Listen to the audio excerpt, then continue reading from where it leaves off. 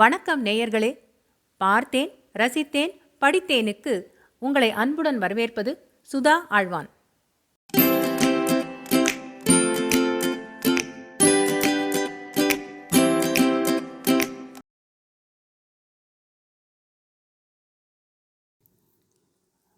அமரர் கல்கியின் சாகித்ய அகாடமி விருது பெற்ற அலை ஓசை பாகம் 3 எரிமலை அத்தியாயம் 19. இது என்ன உலகம்? மறுநாள் பிற்பகலில் சௌந்தரராகவன் மாஜி திவான் ஆதிவராகாச்சாரியார் வீட்டுக்கு வந்தபோது அவனுடைய முகத்தில் சோகம் குடிக்கொண்டிருந்தது. பல நாள் கவலைப்பட்டு ராத்தூக்கமின்றி கண் விழித்ததினால் ஏற்படக்கூடிய சோர்வு அவனுடைய முகபாவத்திலும் குழிவிழுந்த கண்களிலும் பிரதிபலித்தது. என்ன சார், உங்களை பார்த்தால் பெண்டாட்டியை பறிகொடுத்தவன் மாதிரி இருக்கிறதே என்று கூறி பாமா ராகவனை வரவேற்றாள். சுருக்கென்று கூறிய ஊசியினால் உடம்பிலே எங்கேனும் குத்தினால் முகம் எப்படி சுருங்குமோ அப்படி ராகவனுடைய முகம் சுருங்கி பொறுக்க முடியாத வேதனையை காட்டியது. நீங்கள் கூட இப்படி அனுதாபம் இல்லாமல் பேசுவீர்கள் என்று நான் நினைக்கவே இல்லை. நான் போய் வருகிறேன் என்று அழமாட்டா குறையாக சொல்லிவிட்டு ராகவன் திரும்பி போக எத்தனித்தான். அப்போது தாமா எழுந்து வந்து ராகவனுக்கு முன்னால் நின்று மறித்து கொண்டு, அவள் கிடக்கிறாள் சார். பாமாவுக்கு நாக்கிலே விஷம்.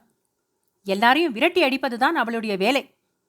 அதனால்தான் என்று ஆரம்பித்தவள் தயங்கி வாக்கியத்தை நடுவில் நிறுத்திவிட்டு, நீங்கள் வந்து உட்காருங்கள். உங்களிடம் எங்களைப் போல் அனுதாபமுள்ள சிநேகிதர்கள் இந்த டில்லியில் யாரும் இல்லை என்பது உங்களுக்கு தெரிந்த விஷயம்தானே என்று சொன்னாள். ராகவன் திரும்பி போகும் உத்தேசத்தை கைவிட்டு சோஃபாவில் உட்கார்ந்தான். டில்லியில் மட்டும் என்ன, வேறு எங்கேயும் எனக்கு சிநேகிதர்கள் கிடையாது. உத்தியோக சிநேகம் ரயில் சிநேகத்தை விட மோசமானது. நல்ல நிலைமையில் இருக்கும் வரையில் எல்லாரும் பிராண சிநேகிதர்கள் போல நடிப்பார்கள். தங்கள் காரியம் ஆவதற்காக நம்மை சுற்றி கொண்டே இருப்பார்கள். ஏதாவது கொஞ்சம் கஷ்டம் வந்துவிட்டால் எல்லாரும் கையை விரித்து விடுவார்கள். முழுகுகிற கப்பலில் இருந்து எலிகள் ஓடுவது போல ஓடிப்போய் விடுவார்கள். நீங்களும் உங்கள் தகப்பனாரும் அதற்கு விதிவிலக்கு என்றும் நீங்கள் என்னுடைய உண்மையான சிநேகிதர்கள் என்றும் நம்பியிருக்கிறேன்.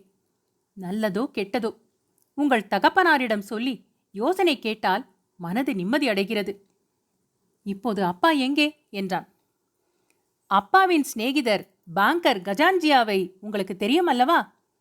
அவரும் இன்னும் சிலரும் சேர்ந்து இன்றைக்கு ஒரு புதிய இன்சூரன்ஸ் கம்பெனி ஆரம்பிக்கிறார்கள். அதற்காக அப்பா போயிருக்கிறார். புதிய கம்பெனியில் அப்பாவும் ஒரு டைரக்டர் என்றாள் தாமா. சில பேர்களுக்கு திடீரென்று யோகம் பிறந்து விடுகிறது. இந்த கஜான்ஜியா 5 வருஷங்களுக்கு முன்னால் சாதாரண மனிதராய் இருந்தார். இப்போது 5-6 கோடி ரூபாய் சம்பாதித்து விட்டதாக சொல்லுகிறார்கள். இத்தனைக்கும் ஆசாமிக்கு இங்கிலீஷில் கையெழுத்து போடக்கூட தெரியாது. என்னைப் போல் எத்தனையோ பேர் எக்கனாமிக்ஸ் படித்து பட்டம் பெற்றுவிட்டு வாழ்நாளெல்லாம் மாதச்சம்பளம் வாங்கி கொண்டு காலம் கழிக்கிறார்கள். இவ்வளவு லட்சணமான உத்தியோகத்துக்கும் மேலே உள்ள மூடர்கள் எப்போது சீட்டு கிழிப்பார்களோ என்று பயந்து நடக்க வேண்டியிருக்கிறது. இன்றைக்கு அவ்விதம் எனக்கு நேர்ந்து விட்டது என்று சொன்னான் சௌந்தரராகவன். என்ன என்ன, சீட்டு கிழித்து விட்டார்களா? உத்தியோகம் போய்விட்டதா? எதற்காக? அக்கிரமமாயிருக்கிறதே என்று தாமாவும் பாமாவும் மாற்றி மாற்றி பொழிந்தார்கள். இன்னும் வேலை அடியோடு போய்விடவில்லை. விசாரணை முடியும் வரையில் சஸ்பெண்ட் செய்திருக்கிறார்கள். ஆனால் அவர்கள் திரும்ப எடுத்துக்கொண்டாலும் எனக்கு வேலைக்கு திரும்பி போகும் உத்தேசம் இல்லை. வெகு நாளாக வேறு உத்தியோகத்துக்கு சிபாரிசு செய்யும்படி அப்பாவை கேட்டுக்கொண்டிருக்கிறேன். அதற்கு இதுதான் சமயம். அப்பா இந்த சமயம் எனக்கு உதவி செய்தே ஆக வேண்டும். இல்லாவிட்டால் வேறு வழி இல்லை. அப்பாவுக்கு அதில் கஷ்டம் ஒன்றும் இராது. கஜான்ஜியாவின் பாங்கிலோ இன்சூரன்ஸ் கம்பெனியிலோ பேஷாக உங்களுக்கு வேலை போட்டு தர சொல்லுவார். உங்கள் விஷயத்தில் அப்பாவுக்கு ரொம்ப அபிமானமும் சிரத்தையும் உண்டு என்றுதான் தெரியுமே. ஆகையால் உத்தியோகத்தை பற்றி நீங்கள் கொஞ்சமும் கவலைப்பட வேண்டாம். ஆனால் நடந்ததையெல்லாம் தயவு செய்து விவரமாக சொல்லுங்கள். என்ன காரணத்துக்காக உங்களை சஸ்பெண்ட் செய்தார்களாம்? விசாரணை எதற்காக என்று தாமா கேட்டாள். அப்போது பாமா, இதையெல்லாம் கேட்டு அவரை ஏன் தொந்தரவு செய்கிறாய்? பாவம், அவர் சம்சாரத்தை பறிகொடுத்து விட்டு அதை பற்றி பேசி புலம்புவதற்காக வந்திருக்கிறார் என்றாள். சி, நீ சும்மா இரு, அவ கிடக்கிறாள். நீங்கள் சொல்லுங்க சார் என்றாள் தாமா. இன்றைக்கு நான் ஆபீஸுக்கு போனதும் இலாக்கா தலைவர் கூப்பிட்டு அனுப்பினார். சரி, ஏதோ வரப்போகிறது என்று எண்ணிக்கொண்டு போனேன். அதற்கு தகுந்தாற்போல் அவரும், ராகவன், உங்களை சஸ்பெண்ட் செய்து வைக்க வேண்டிய அவசியம் நேர்ந்திருக்கிறது. அதற்காக ரொம்பவும் வருத்தப்படுகிறேன். காரணம் உங்களுக்கே தெரிந்திருக்க கூடியதுதான் என்றார். எனக்கு காரணம் ஒன்றும் தெரியவில்லை. தயவு செய்து தாங்களே சொல்லிவிட்டால் நல்லது என்றேன். அப்படியானால் சொல்கிறேன். புரட்சிக்காரர்களுக்கு அடிக்கடி உம்முடைய வீட்டில் அடைக்கலம் கொடுத்ததாக உன் பேரில் புகார் என்றார். அது எப்படி என் பேரில் புகார் ஏற்பட முடியும்? புரட்சிக்காரனை பற்றி நான் தானே போலீசுக்கு தகவல் கொடுத்தேன் என்று கேட்டேன். மிஸ்டர் ராகவன், நீர் மிக்க அறிவாளி என்றார் இலாக்கா தலைவர். உங்கள் நர்சாட்சி பத்திரத்துக்காக மிக்க வந்தனம் என்றேன். எனக்கு வந்தனம் தேவையில்லை. நீர் மிக்க அறிவாளியாகையால் விசாரணையின் போது இதை ஒரு காரணமாக சொல்ல வேண்டாம். அந்த புரட்சிக்கார பையனை பற்றி போலீசார் தகவல் அறிந்து கைது செய்வதற்கு தயாராகவே இருந்தார்கள். அந்த சமயத்தில் நீர் தகவல் கொடுத்ததினால் என்ன பிரயோஜனம்?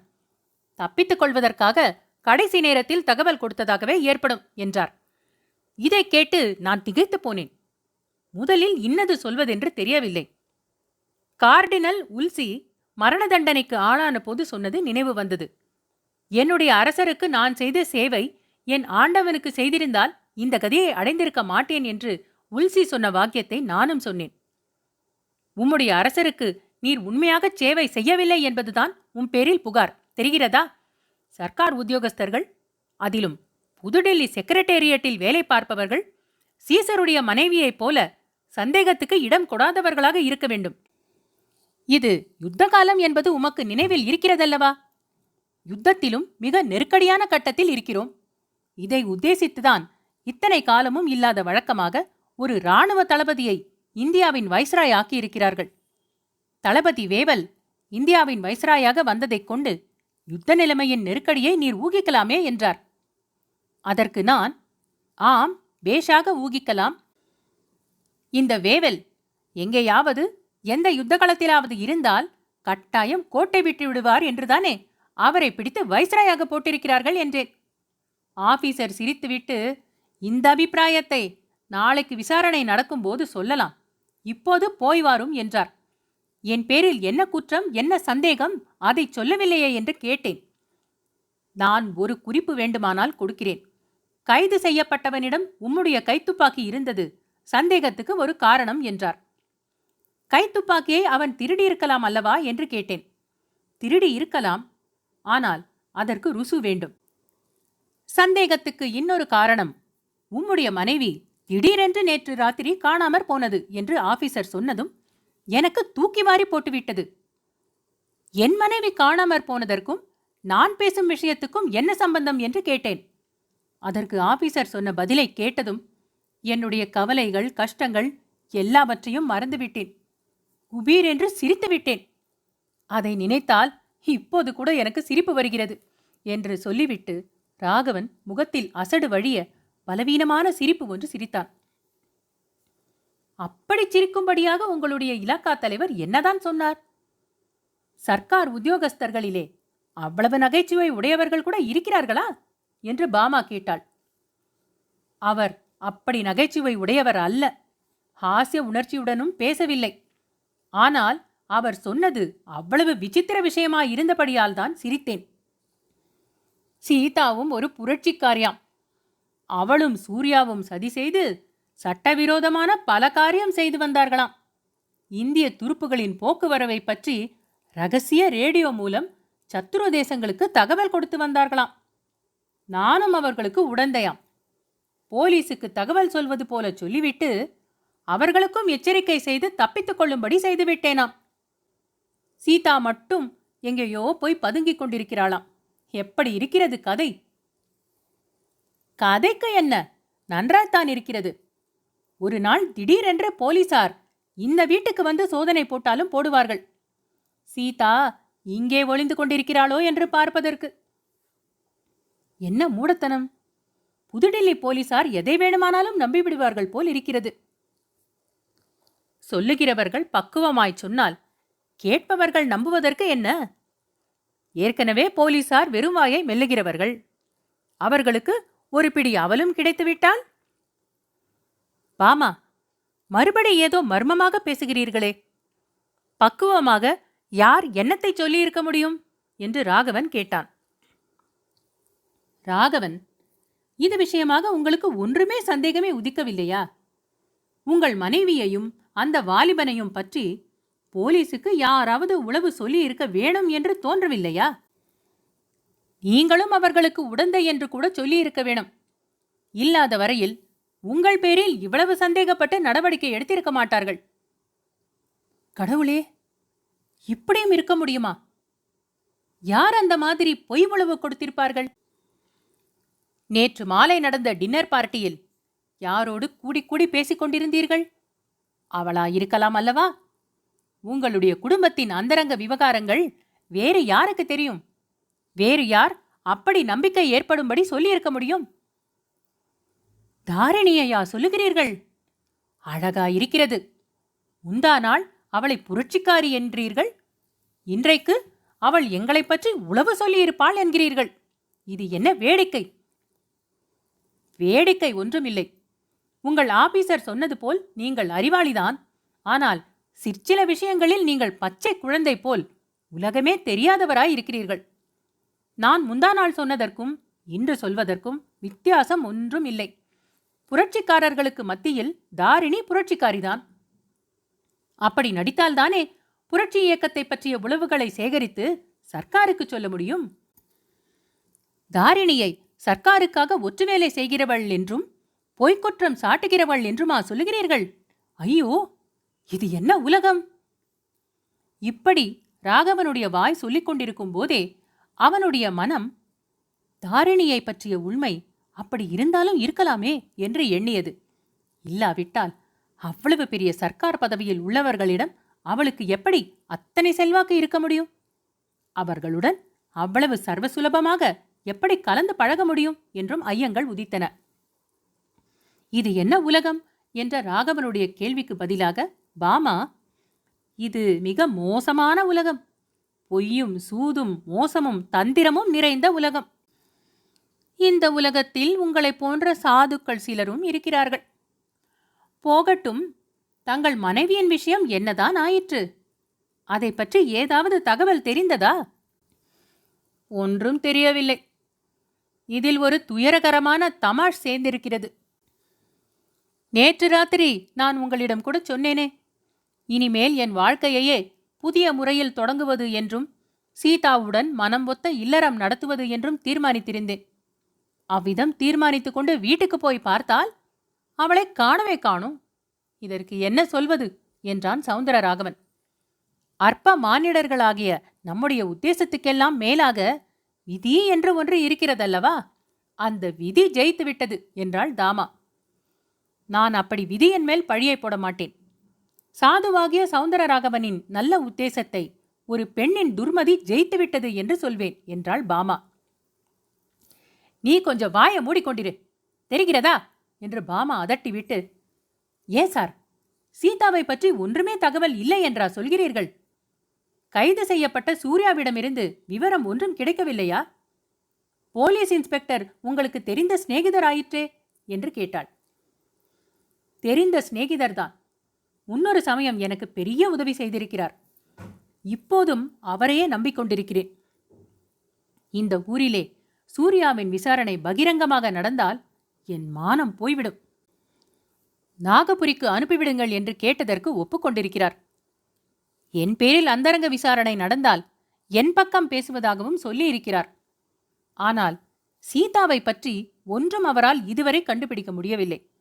சூர்யாவின் மண்டையில் பட்ட அடியினால் அவன் இன்னும் நல்ல அறிவு வராமல் கிடக்கிறான். மயக்கத்தில் பேசுகிற போது சீதா சீதா ஆபத்து வந்துவிட்டது, பிடித்து விட்டார்கள் என்று உளறுகிறான். அவன் ஏறியிருந்த டாக்ஸி டிரைவரிடம் என்னை அழைத்து போய் என் முன்னிலையில் விசாரித்தார். அவன் கூறிய விவரம் விசித்திரமாயிருக்கிறது. ஷாஜஹானாபாத் வெள்ளி வீதியில் ஒரு வாலிபனும் ஒரு பெண்ணும் வண்டியில் ஏறிக்கொண்டார்களாம். ஜந்தர் மந்தர் சாலைக்கு வந்ததும் அந்த பெண் வண்டியிலிருந்து இறங்கி நடந்தாளாம். கொஞ்ச தூரம் போவதற்குள் இன்னொரு கார் வந்து அவள் பக்கத்தில் நின்றதாம். அந்த பெண்ணை பலவந்தமாக ஏற்றிக்கொண்டு கார் விரைவாக சென்றதாம். சூர்யா சொன்னதன் பேரில் இந்த டாக்ஸி டிரைவரும் பின்தொடர்ந்து வண்டியை விட்டானாம். ஆனால் யமுனை பாலத்தில் அந்த வண்டி போன பிறகு இந்த டாக்ஸியை நிறுத்திவிட்டார்களாம். உடனே போலீஸ் வண்டி வந்து பிடித்து கொண்டது என்று சொல்கிறான். அவன் சொல்லும் சில அடையாளங்களில் இருந்து பலவந்தமாக பிடித்துக்கொண்டு போகப்பட்டவள் சீதாவாயிருக்கலாம் என்று எண்ண இடம் இருக்கிறது.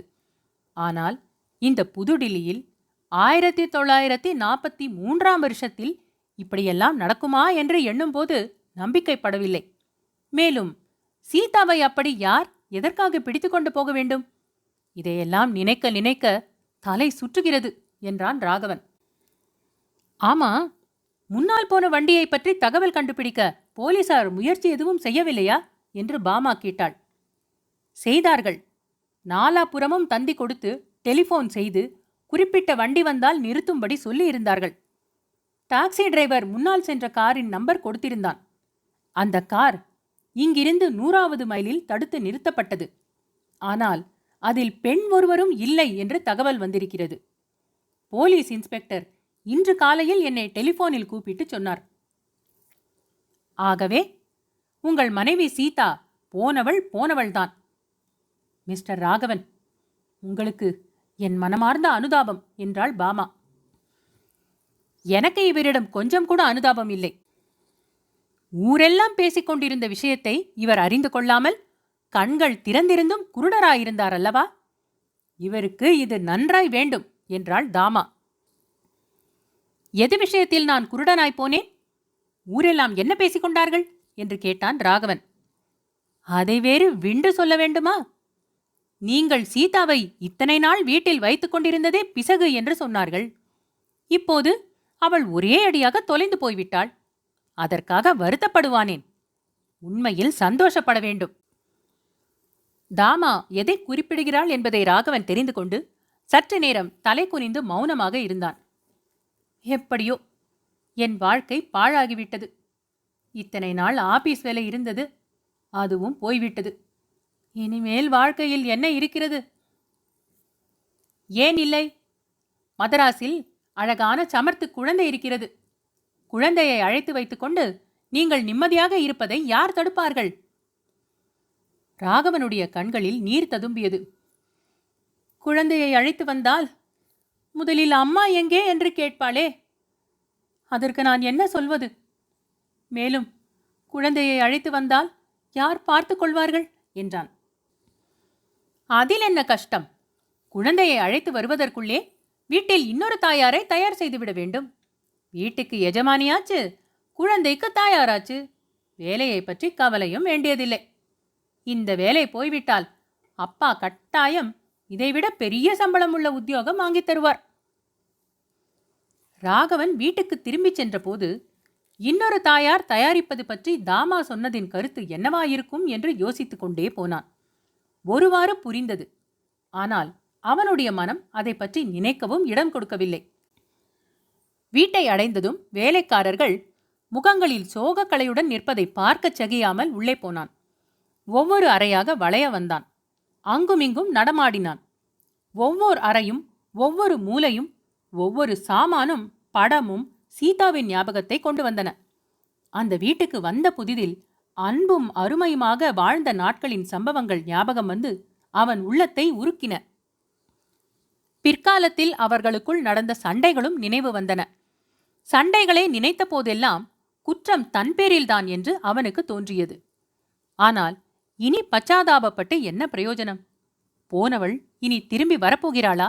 அல்லது அவள் இருந்த இடத்தில் இன்னொரு ஸ்திரீயை கொண்டு வந்து வைக்கத்தான் தனக்கு மனம் வருமா? தன் வாழ்க்கையை புதுவிதமாக தொடங்கி சண்டை சச்சரவு இல்லாமல் பழைய நாட்களைப் போல் இல்வாழ்க்கை நடத்த வேண்டும் என்று தீர்மானித்துக் கொண்டு வீடு வந்த தினத்தில் அல்லவா இப்படி நடந்துவிட்டது? தன்னுடைய நல்ல உத்தேசம் இவ்வாறு வீணாகிவிட்டதே. யோசித்து பார்க்க பார்க்க சீதா தன்னிடம் வெறுப்பு கொண்டுதான் வீட்டை விட்டு ஓடிப்போயிருக்க வேண்டும் என்று ராகவனுக்கு நிச்சயமாய் தோன்றியது. தன்னுடைய கொடுமை பொறுக்க முடியாமலேதான் போய்விட்டாள். எங்கே போயிருப்பாள்? ஒருவேளை யமுனையில் விழுந்து உயிரை விட்டிருப்பாளோ? அல்லது குழந்தையை பார்ப்பதற்காக சென்னைக்கு ரயிலேறி போயிருப்பாளோ? அப்படியானால் சீக்கிரத்தில் தனக்கு தகவல் தெரிந்து போய்விடும். சில சமயம் தானும் சீதாவின் மனம் நோகும்படி சூர்யாவை பற்றி பேசியது உண்டுதான். அதற்கெல்லாம் காரணம் சீதாவின் நடத்தையை பற்றி தனக்கு ஏற்பட்ட சந்தேகம் அல்ல. அப்படிப்பட்ட கேவலமான சந்தேகம் லவலேசமும் தனக்கு எந்த நாளிலும் ஏற்பட்டதில்லை. சூர்யாவின் பேரில் தனக்கு ஏற்பட்ட ஆத்திரத்துக்கெல்லாம் உண்மையான காரணம் என்ன?